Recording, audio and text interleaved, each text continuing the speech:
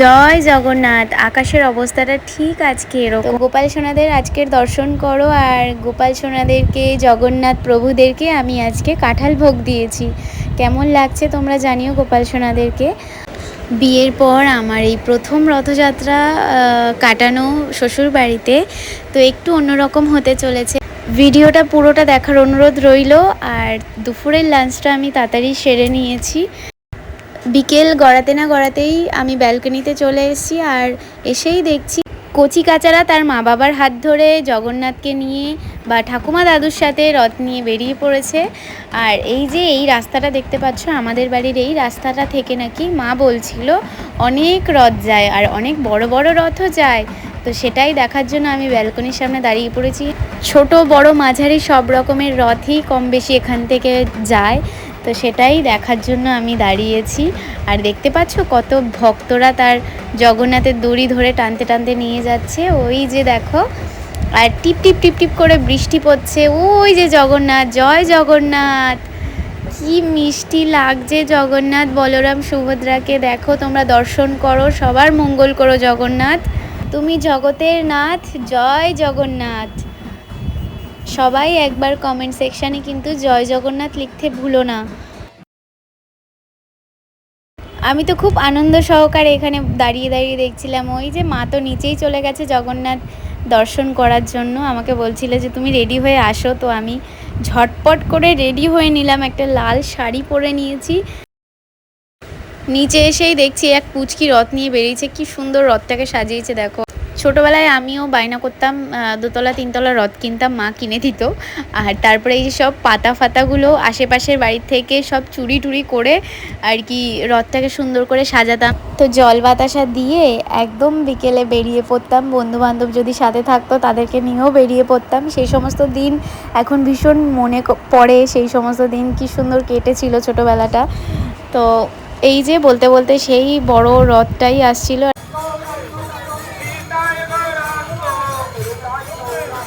এই রথটা দেখার জন্যই আর কি সব থেকে বড় রথ এটাই নাকি আসে, আরও কয়েকটা আসে, তো এটাই সব থেকে বেশি বড় রথ। সেইটাই দেখার জন্য আমি নিচে চলে এসেছি, মানে রথের দড়ি টানবো বলে।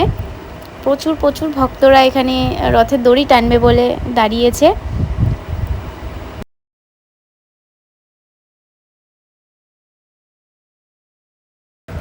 ওই যে দূরে ওখান থেকে কিন্তু রথটা আসছে। আর এই যে সামনে দেখো একজন ভক্তের হাতে গোপাল সোনা।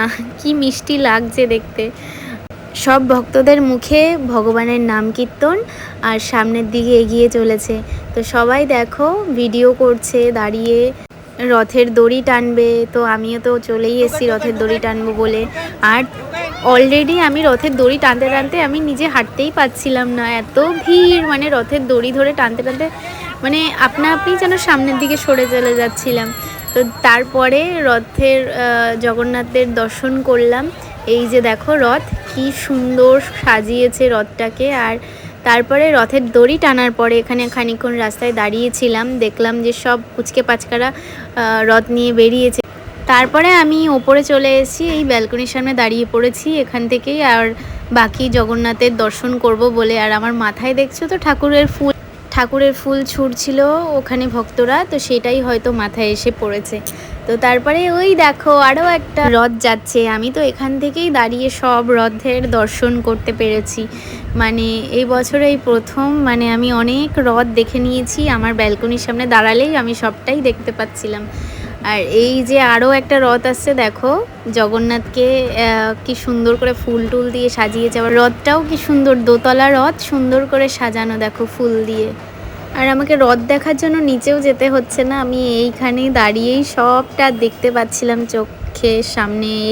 তো এই রথ যেতে যেতেই দেখছিলাম এই যে দিদিভাই মিষ্টিকে নিয়ে আমাদের বাড়িতে আসছিল, ওই যে রথ নিয়ে গতকালকে দিয়েছিলাম ওকে রথ কিনে, পুচকিটাকে রথ চালাবে বলে। ওরা আবার আমাদের বাড়িতে আসছে। জয় জগন্নাথ।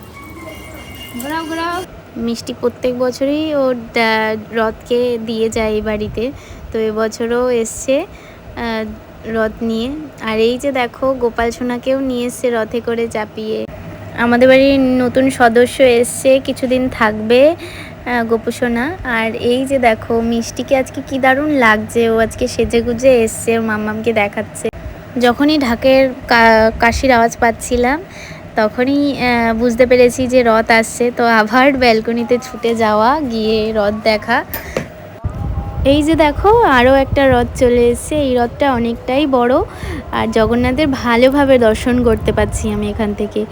আর এখানে কত ভক্তরা, তারা গানের তালে তালে সবাই নাচ শুরু করে দিয়েছে। জগন্নাথের রথ এখানেই দাঁড়িয়ে পড়েছে, বেশ অনেকটা সময় দাঁড়িয়েছিল। আমি এখান থেকে অনেকটা সময় দর্শন পেয়েছি। তো না পেরে আমি নিচে নামতে নামতেই দেখছি রথ ছেড়ে দিয়েছে। তো যেটুকু পেরেছি সামনে থেকে আমি একটু ভিডিও করার চেষ্টা করেছিলাম।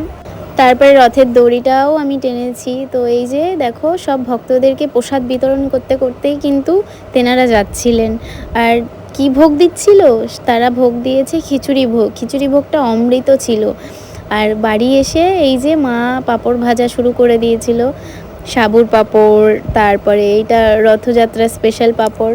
আমি পাশে চা করছিলাম আর মা পাঁপড় টাপড় সব ভাজাভুজি করছিল। আর এই যে সেই রথের ভোগটাই আমরা খাচ্ছিলাম আর গল্প করছিলাম। প্রত্যেক বছর তো মায়ের সাথেই রথের মেলাতে যেতাম, তো এবছর তো একটু ডিফারেন্ট, তো বরের সাথে যেতে হবে। তো এই যে দিদি ভাইরা বাড়ি চলে যাবে এখন, ওদেরকে টাটা করে দিলাম। তো তারপরে আমি আর ও মিলে বেরোলাম একটু মেলায় যাব সেই জন্য।